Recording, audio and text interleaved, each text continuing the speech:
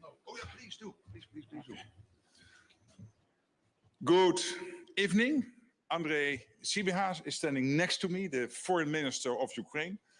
Andrii, a warm welcome again to this building, and we will have a dinner tonight with the foreign ministers of all the NATO allies.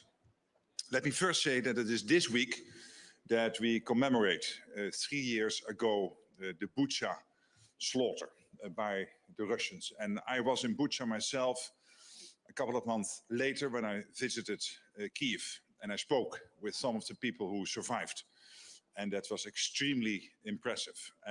And for me, evidence that it will be very difficult ever to deal with the Russians. I commend, of course, the American efforts to break the deadlock. That is important.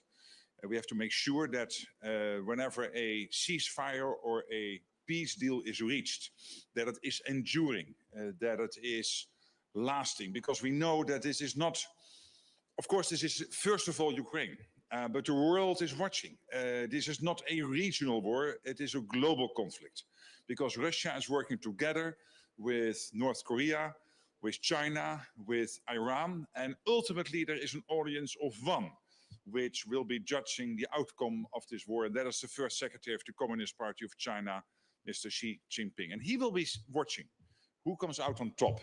Is it Russia or the West? And that will also inform him in his next steps in the Indo-Pacific, I have no doubt. So let's be absolutely clear about it. First of all, Ukraine, but this is a truly global conflict. And when it comes to all the support for Ukraine, I'm happy to also here to remind us that in the first 3 months of this year, 20 billion euros, so that is close to $22 billion US dollars of support, has been committed by NATO allies to send to Ukraine.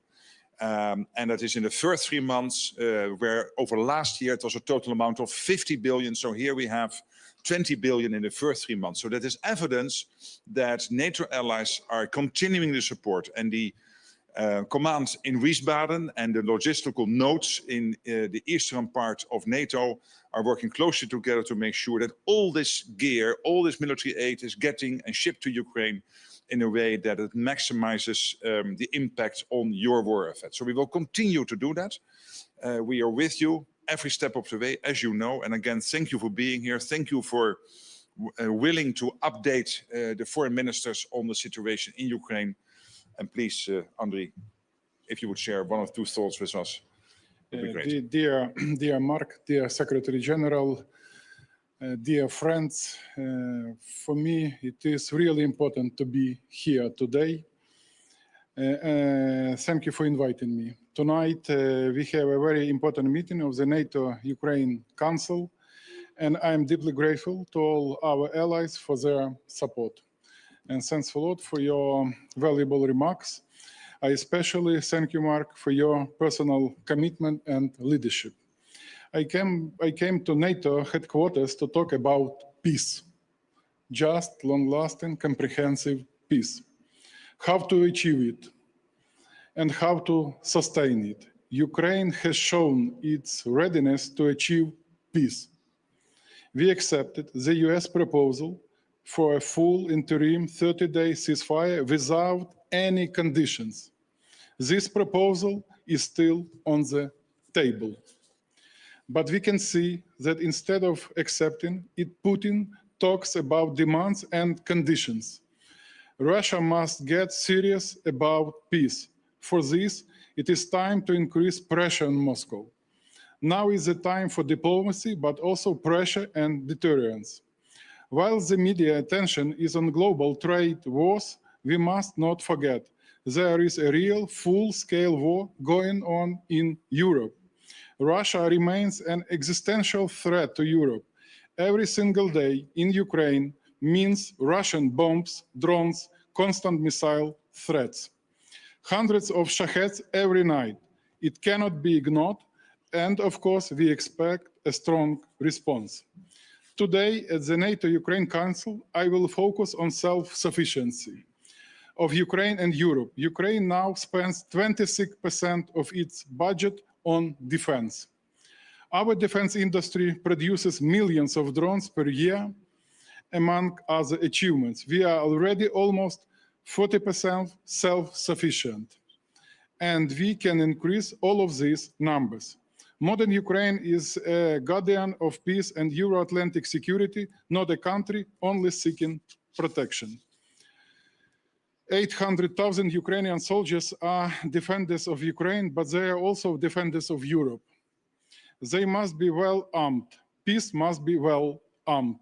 Our defense industry will become the backbone of European defense. Our army is the largest land army in Europe, and our defense technology is one of the most advanced. NATO and Europe must look eastwards and see a strong and committed ally, Ukraine. The question today is not whether Russia wants to attack the rest of Europe. Look at how much resources it puts in its military machine. The question is only, will we be prepared or not?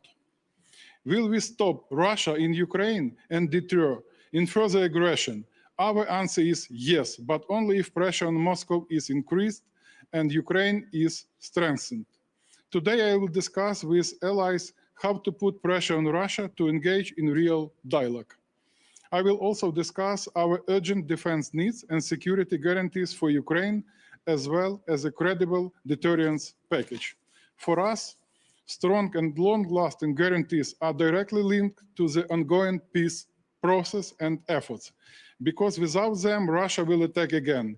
We remember what Russia occupation brings. 3 years ago, on this day, Ukraine liberated the village of Yagidne. We saw unspeakable atrocities there. We don't want to see this and other villages and communities occupied again.